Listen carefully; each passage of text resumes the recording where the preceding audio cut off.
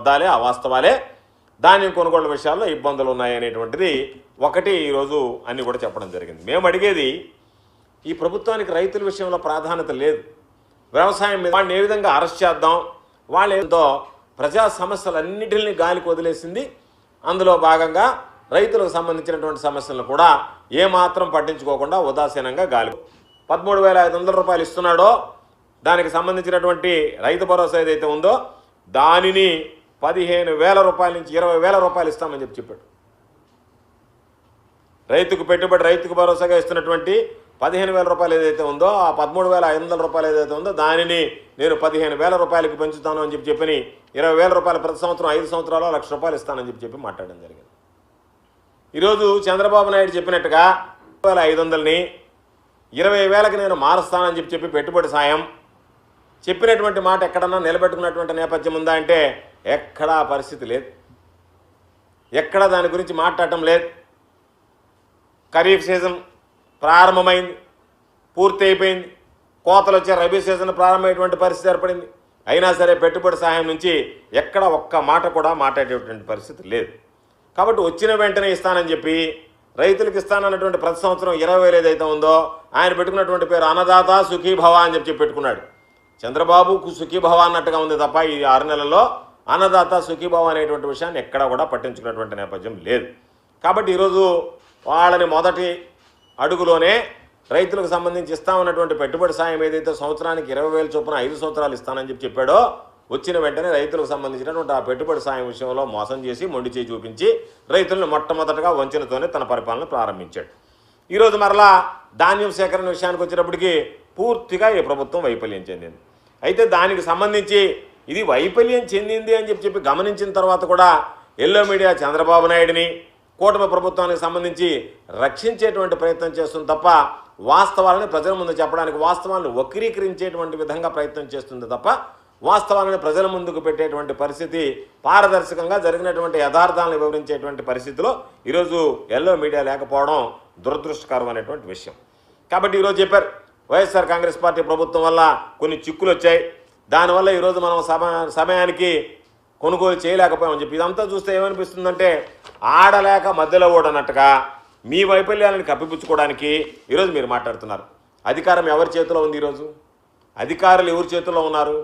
అధికారం మీ చేతిలో ఉంటే, అధికారులు మీ కన్సర్న్లో ఉంటే మీరు ఎవరు కావాలంటే వాళ్ళని జిల్లాకి జాయింట్ కలెక్టర్గా వేసుకుంటే, ఎవరు కావాలంటే వాళ్ళని కలెక్టర్లుగా వేసుకుంటే, ఎవరు కావాలన్నటువంటి అధికారాన్ని బదిలీ చేసి మీ ఇష్టారాజ్యంగా వేసుకుంటే ఈరోజు దానికి సంబంధించినటువంటి తిరుగులేని అధికారాన్ని మీరు సంపాదించి ప్రజల దగ్గర వీటన్నిటిని పక్కన పెట్టి మీకు మద్దతు దక్కకపోవడానికి కారణం ఎవరు అంటే జగన్మోహన్ రెడ్డి గారు తీసుకున్నటువంటి నిర్ణయాలను మాట్లాడుతున్నామంటే జగన్మోహన్ రెడ్డి గారు తీసుకున్నటువంటి నిర్ణయాలు సరైనవి కాకపోయి ఉంటే ఈ 6 నెలలు ఏమి గాడిదలు కాస్తున్నారు మీరు? వాటి మీద సమీక్ష జరిపి వాటిని ఎందుకు మీరు సవరించలేకపోయారు?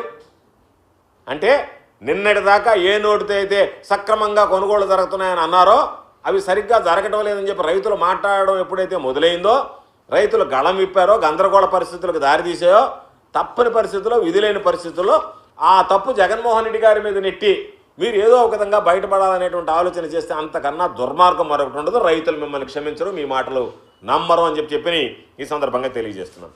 చంద్రబాబు నాయుడు గారు చెప్తుంటాడు, నాకు 45 ఏళ్ల అనుభవం, నాకు ఐటీకి సంబంధించినటువంటిది. నీ 45 అనుభవం ఏమైంది? నీ ఐటీ ఏమైంది? నీ రియల్ టైం గవర్నెన్స్ ఏమైంది? డీప్ టెక్ ఏమైంది? కారణం ఏమిటంటే ఎవరికైతే రైతుల పట్ల చిత్తశుద్ధి ఉంది. జగన్మోహన్ రెడ్డి గారు అనేక సందర్భాల్లో సమీక్షలు నిర్వహించాడే. ఎక్కడన్నా రైతులకు సంబంధించినటువంటి ఇబ్బందులు ఉన్నాయనంటే ఆ ఇబ్బందులను అధిగమించేటువంటి ప్రయత్నం చేశాడే, చేసి రైతులకు అండగా నిలిచాడే. కారణం జగన్మోహన్ రెడ్డి గారు పనిమంతుడు. పని చేసినటువంటి ముఖ్యమంత్రి నాటి జగన్మోహన్ రెడ్డి గారు అయితే ప్రెస్ మీట్లో ముఖ్యమంత్రి ఈనాటి చంద్రబాబు నాయుడు ఏమీ పని చేయకుండానే ప్రెస్ మీట్లో ఆహా ఓహో బ్రహ్మాండంగా నేను పని చేస్తున్నానని చెప్పి తన భుజాన్ని తను తట్టుకునేటువంటి ముఖ్యమంత్రి గారు. ఆ రోజు ఏదన్నా చిన్న చిన్న విషయాలు వస్తే రైతులకు అన్ని విషయాల్లో ఇన్పుట్ సబ్సిడీ దగ్గర నుంచి క్రాప్ ఇన్సూరెన్స్ దగ్గర నుంచి ప్రతి విషయంలో కూడా జగన్మోహన్ రెడ్డి గారు అండగా నిలిచాడు. ఈరోజు చంద్రబాబు నాయుడు గారు రైతులను ఏ విధంగా మోసం చేయాలో, వంచాలనేటువంటి ఆలోచన చేస్తున్నాడు తప్ప రైతాంగానికి అండగా నిలవాలనేటువంటి ఆలోచన చేసేటువంటి నేపథ్యం కనిపించడం లేదు. అదేవిధంగా ఎక్కడన్నా చిన్నపాటి సమస్యలు వచ్చినా, వర్షాలు వచ్చినా, వరదలు వచ్చినా రైతులకు సంబంధించి ప్రతి విషయంలో కూడా రైతులను ఆదుకోవాలనేటువంటి ఆలోచన చేసినటువంటి వ్యక్తి జగన్మోహన్ రెడ్డి గారు అయితే చంద్రబాబు నాయుడు గారి పరిపాలనలో రైతులు అధోగతి పాలయ్యేటువంటి పరిస్థితి ప్రమాదం ఏర్పడింది. కాబట్టి ఈయన చెప్పాడు, నాదెళ్ల మనోహర్ గారు చెప్పారు, సినీ నటుడు పెట్టినటువంటి పార్టీ కదా, ఆ పార్టీలో ఉన్నాడు కదా, అందుకని మీరు ఎవరన్నా హాయ్ అని చెప్పి పంపిస్తే ఆ హాయ్ అని వచ్చిన వెంటనే రైతుల దగ్గర ధాన్యం కొనుగోలు చేస్తానన్నారు. ఒక హాయ్ కాదు మనోహర్ గారు, హాయ్ హాయ్ హాయ్ హాయ్ అని పెట్టుకుంటూ ఉంటారు తప్ప ఎక్కడ కూడా రైతులకు సంబంధించినటువంటి ధాన్యం కొనుగోలు చేసినటువంటి దాఖలాలు లేవు. కాబట్టే పాపం చివరికి రైతులు విధి లేక నష్టపోతూ రోడ్డెక్కి తమ ఆవేదనని వ్యక్తం చేసుకోవాల్సినటువంటి దురదృష్టకరమైనటువంటి పరిస్థితులు ఏర్పడ్డాయి. కాబట్టి ఈరోజు జగన్మోహన్ రెడ్డి గారి హయాంలో చేసినట్టుగా మీరు ఊరికే సొల్లు కబుర్లు చెప్పదు, జరగనటువంటి విషయాలు జరిగినట్టుగా మీరు ప్రజలకు చిత్రీకరించేటువంటి ప్రయత్నం చేయదు. జగన్మోహన్ రెడ్డి గారి హయాంలో ధాన్యం కొనుగోళ్లకు సంబంధించి అత్యంత పారదర్శకంగా జరిగిందనేటువంటిది ఈరోజు మేము చెప్పడం కాదు, తెలుగుదేశం పార్టీ సానుభూతి పరులైనటువంటి రైతులు కూడా జగన్మోహన్ రెడ్డి గారి హయాంలో గిట్టుబాటు ధర జరిగింది, జగన్మోహన్ రెడ్డి గారి విధానంలో ధాన్యం సేకరణ విధానాలు బాగున్నాయి అని చెప్పి మాట్లాడుకునేటువంటి పరిస్థితి ఏర్పడింది. ఎందుకంటే ఈరోజు ఎందుకు ఈ మాట చెప్తున్నామంటే, జగన్మోహన్ రెడ్డి గారు ముఖ్యమంత్రిగా ఉన్నప్పుడు బస్తాకు సంబంధించినటువంటి ధాన్యానికి నిర్ధారించినటువంటి రేటు కన్నా కూడా అదనంగా 250 రూపాయలు అదనంగా వచ్చినటువంటి సందర్భాలు ఉన్నాయి. ఈరోజు మీ హయాంలో ధాన్యానికి సంబంధించినటువంటి గిట్టుబాటు ధర ఎంత తగ్గిపోయిందంటే పాపం రైతుల కష్టాన్ని మధ్యవర్తులు దళారులు కలిసి ఈరోజు భోంచేస్తున్నారు తప్ప ఆ రైతు 6 కాలం శ్రమించినటువంటి అన్నదాతకి ఈరోజు కనీసం ఖర్చులు కూడా వచ్చేటువంటి పరిస్థితులు లేకుండా మీరు హృదయ విదారకంగా వాళ్ళ పరిస్థితి తయారవుతుంటే మీరు ఏమాత్రం కూడా హృదయం లేనటువంటి వ్యక్తుల్లాగా ఈరోజు ప్రవర్తిస్తూ దాన్ని ఇతరుల మీదకి ఆ నెపం నెట్టడానికి ప్రయత్నం చేస్తే మిమ్మల్ని ఈ రాష్ట్ర రైతాంగం క్షమించదు అనేటువంటి విషయాన్ని ఈ సందర్భంగా తెలియజేస్తున్నాను. ఎందుకంటే మీరు ఒకసారి చూసుకుంటే లోపాలన్నీ మీ దగ్గర ఉన్నాయి.